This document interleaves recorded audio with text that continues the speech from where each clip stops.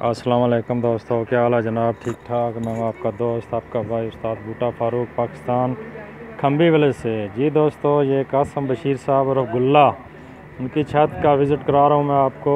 अभी उनका एक सलेटा कबूतर दिखाऊंगा, उसके बारे में ये भाई बताएंगे कि क्या क्या खसूसियात हैं। जी जनाब।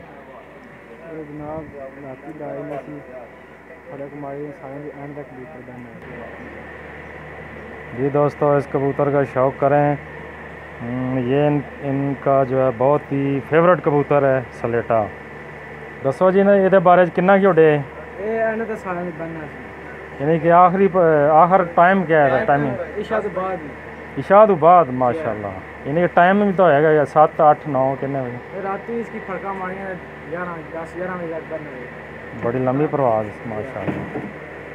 पर पटाई की ने जी, देखो जी, जब पर पटाई होए है हम तो नहीं दिखा सकते इस वास्ते, ये पर नहीं है, पंजे का शौक करो जी। बॉडी शेप दिखाओ जी। शाह के टाइम बैठता रहा, अंधेरिया भी है कबूतर। यक देख के खुद ही अंदाज़ा लगा लो। क्या बात माशाल्लाह माशाल्लाह। ठीक है।